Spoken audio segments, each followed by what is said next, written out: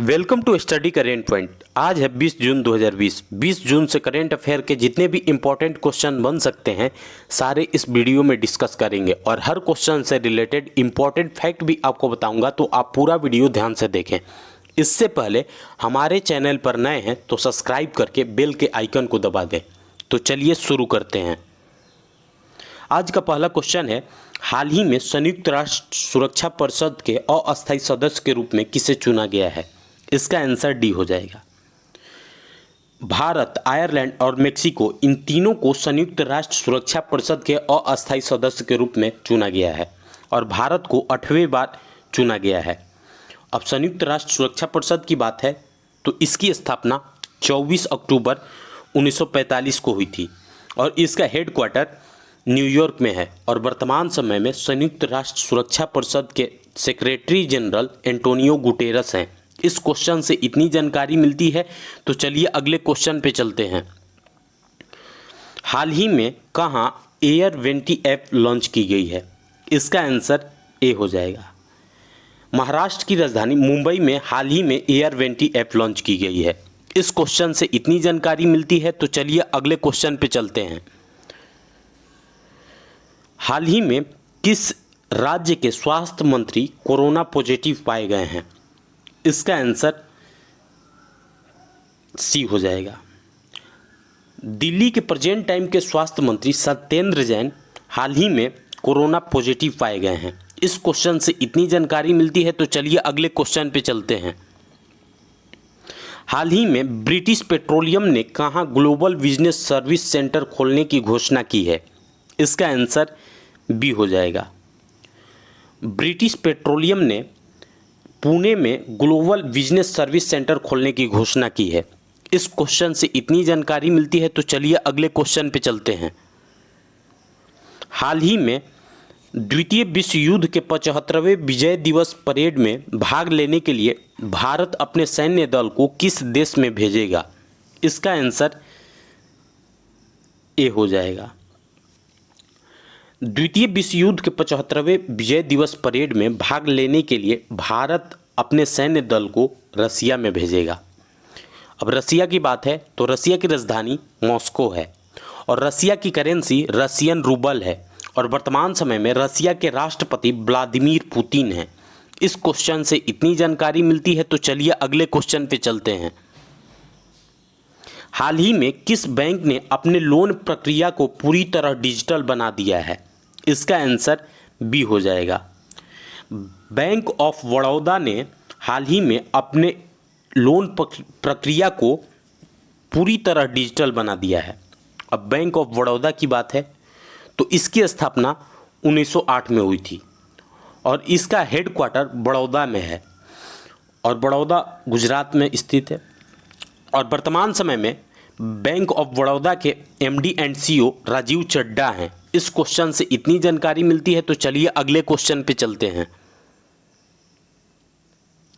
ADB के अनुसार वित्त वर्ष 2021 में भारतीय अर्थव्यवस्था कितने प्रतिशत तक संकुचित रह सकती है? इसका आंसर डी हो जाएगा। एडीबी के अनुसार वित्त वर्ष 2021 में भारतीय अर्थव्यवस्था 4% तक संकुचित रह सकती है। अब एडीबी की बात है तो एडीबी का full form Asian development bank है और इसकी स्थापना 1966 में हुई थी और इसका हेडक्वार्टर फिलीपींस के मनीला में स्थित है और वर्तमान समय में एडीबी के हेड मतात्सुक अस्कवा हैं। इस क्वेश्चन से इतनी जानकारी मिलती है तो चलिए अगले क्वेश्चन पे चलते हैं। हाल ही में किस राज्य सरकार ने कोविड केयर होम्स की स्थापना करने की घोषणा की है? इसका आंसर ए हो जाएगा। उड़ीसा सरकार ने कोविड-19 केयर होम्स की स्थापना करने की घोषणा की है।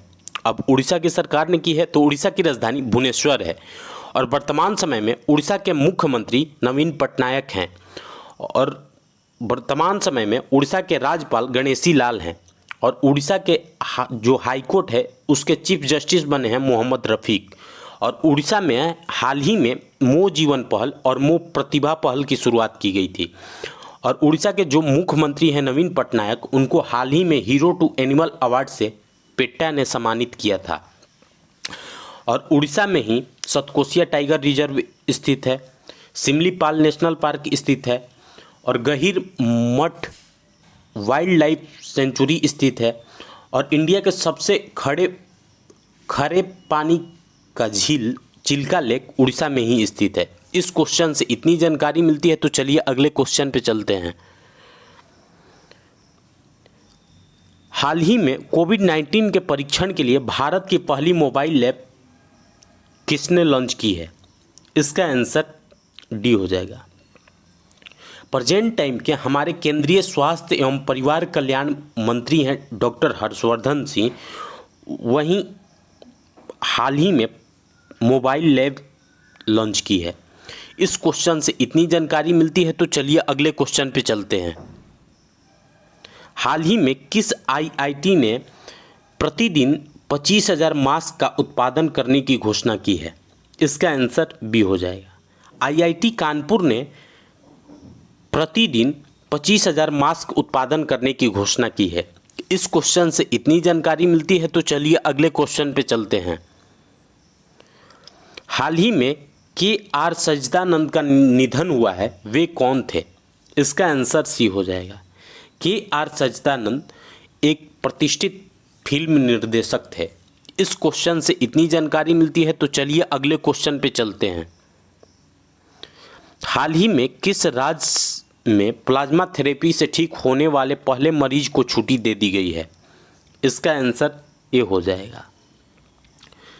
प्लाज्मा थेरेपी से ठीक होने वाले पहले मरीज को छुट्टी दी गई है, ये कर्नाटक के था और कर्नाटक की राजधानी बेंगलोर है और वर्तमान समय में कर्नाटक के मुख्यमंत्री बी.एस. येदियुरप्पा हैं और कर्नाटक के राज्यपाल वजुभाई वाला हैं और कर्नाटक में ही online coaching platform get set go का शुभारंभ हुआ था और कोरोना वॉच ऐप कर्नाटक सरकार द्वारा लॉन्च की गई थी।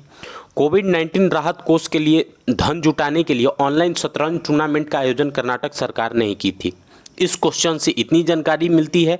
आज के लिए बस इतना ही। अगर आपको यह वीडियो यूज़फुल लगा हो तो इस वीडियो को लाइक करें और हमारे चैनल को सब्सक्राइब करें और साथ ही बेल के आइकन को प्रेस कर दें। और आपके पास जितने भी स्टडी रिलेटेड व्हाट्सएप या फेसबुक ग्रुप है उसमें इसको शेयर करें। Thanks for watching.